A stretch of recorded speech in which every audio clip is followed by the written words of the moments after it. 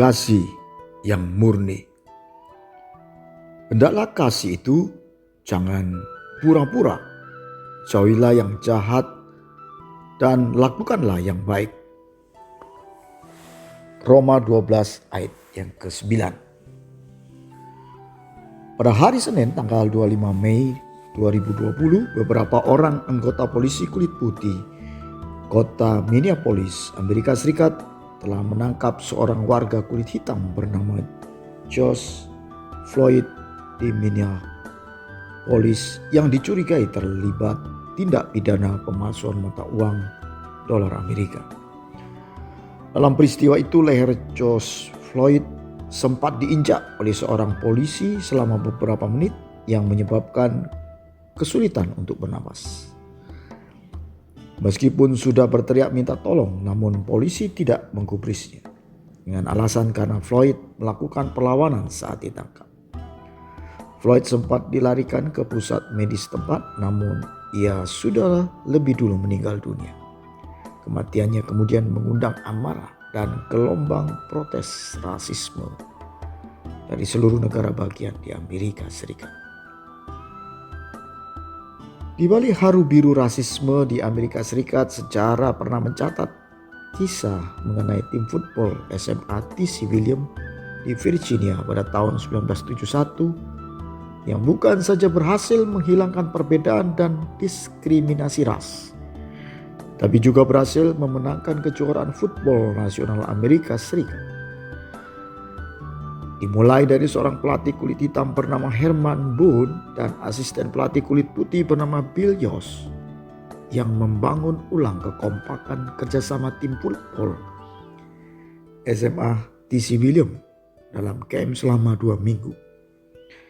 Pelatih Herman Boone dan Bill Yost menjadi contoh dari pelopor bagi tim, sekolah dan kota mereka bahwa kasih yang murni mampu mengalahkan perbedaan ras di antara mereka.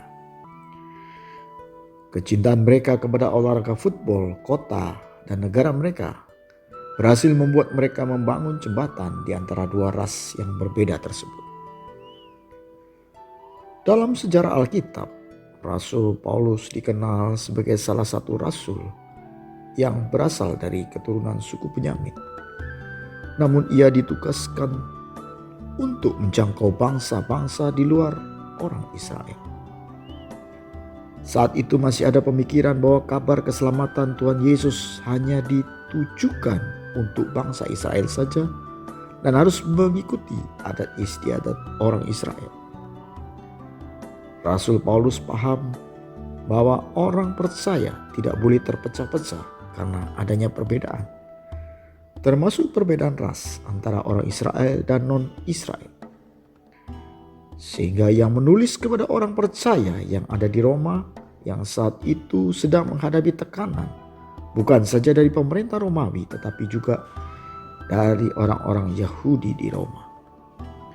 Oleh sebab itu Rasul Paulus dalam Roma 12 ayat 9 menegaskan bahwa kasih yang pura-pura atau tidak murni adalah sama seperti melakukan hal yang jahat. Sekarang atau di masa depan, kita semua pasti akan menemukan berbagai perbedaan dalam komunitas, gereja, bangsa, bahkan keluarga kita sendiri. Namun hendaklah kita tetap saling mengasihi secara tulus dan murni, demi kecintaan kita kepada keluarga, gereja, kota, bangsa, dan Tuhan kita. Tanpa kasih yang murni, kita tidak pernah melihat prestasi apapun selain daripada kehancuran dan kebencian. Amin.